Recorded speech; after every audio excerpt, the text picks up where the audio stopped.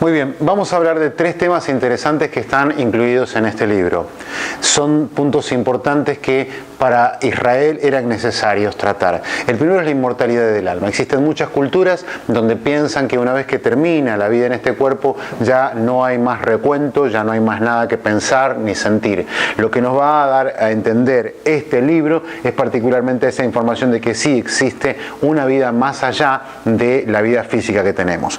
El segundo punto que nos vamos a encontrar son las virtudes estoicas, una palabra que tiene que ver con un pensamiento filosófico que es el estoicismo, que habla del sacrificio, que habla de la abnegación, de la entrega en favor de otros o de un valor supremo. Este tipo de personas son aquellos que de alguna manera están abnegados, están negándose a sí mismos. Jesucristo planteó de alguna manera esto también, dijo: si alguno quiere ser el mayor, tiene que servir al menor. En otro momento planteó: si alguno quiere venir en pos de mí, niéguese a sí mismo. O sea, acá se van a resaltar estas virtudes que hoy por hoy de alguna manera en la sociedad no se valoran tanto. De hecho, es más, cuando alguien está dispuesto a negarse en favor de otros, en la sociedad lo miran como extraño, como raro, hasta se pueden burlar o reír de él. En la sociedad de hoy estamos hablando de un valor totalmente invertido con respecto a esto, donde el pensamiento es: no importa cómo, superar a los demás, si tenés que pasar por encima de los demás, hacelo.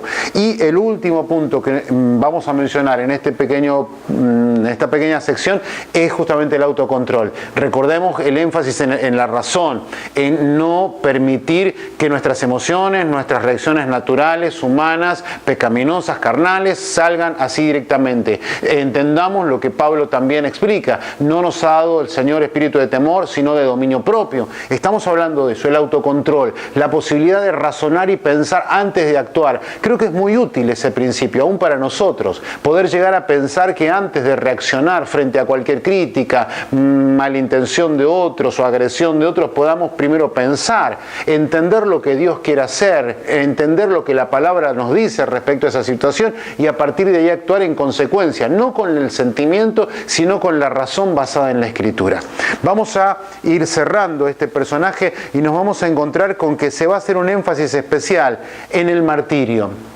Entendiendo esta situación, mi mente me hace entender que si es necesario pasar por esto, no tengo por qué quejarme, no tengo por qué de alguna manera querer escapar de esta situación. Y ahí tenemos el martirio de Eleazar y también de los 7 hermanos y su madre. Esto se parece de alguna manera, si lo quisieran leer o buscar, a la época de la iglesia primitiva. Estamos hablando ya entre el 100 y el 250, 300, donde mucha gente por creer en Jesucristo fue martirizada. Hay historias realmente que nos emocionan, que nos hacen hasta llorar, porque uno trata de ponerse en el lugar de esa gente. Y acá se está exaltando lo mismo, la posibilidad de aceptar el martirio, la posibilidad de aceptar el sufrimiento, el dolor e inclusive la muerte.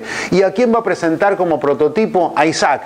¿Por qué Isaac? Porque Isaac es un muchacho adolescente que escucha la voz de su padre, que le dice que van a ir a adorar hasta el monte Moriah, pero que si ustedes alguna vez se pusieron a analizar, Abraham es un hombre anciano en este momento. Tiene alrededor de 113, 114 años y él no sé si habrá tenido la fuerza para tomarlo a Isaac, para colocarlo arriba de este altar de las maderas para prenderle fuego una vez que lo sacrificara con su cuchillo. Entonces lo que muchos interpretan es que el propio Isaac, entendiendo lo que su padre quería hacer y aceptando esta realidad que Jehová estaba detrás de esta situación, él mismo fue a poner su vida sobre ese altar como prototipo de Cristo también. Estamos hablando de que Cristo fue voluntariamente a la cruz del Calvario. Él dijo: nadie me quita la vida, yo la pongo. O sea, la voluntad más allá del sentimiento humano de supervivencia, o sea, la posibilidad de salir con vida. De hecho, Jesucristo dijo: si es posible, pasa de mí, pero no sea como mi cuerpo, mi necesidad de supervivencia lo plantea, sino conforme a tu voluntad.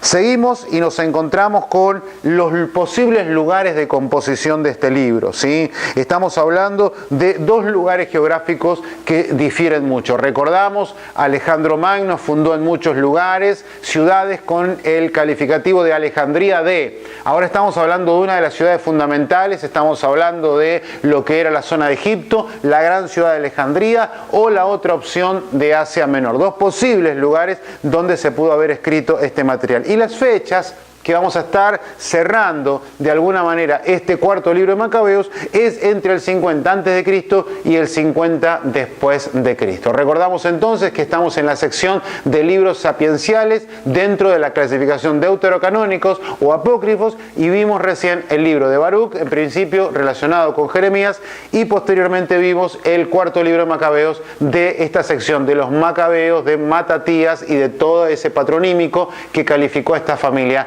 donde vimos primera, segunda muy extensos, tercera medianamente más corta y la cuarta realmente mucho más extensa. Bien.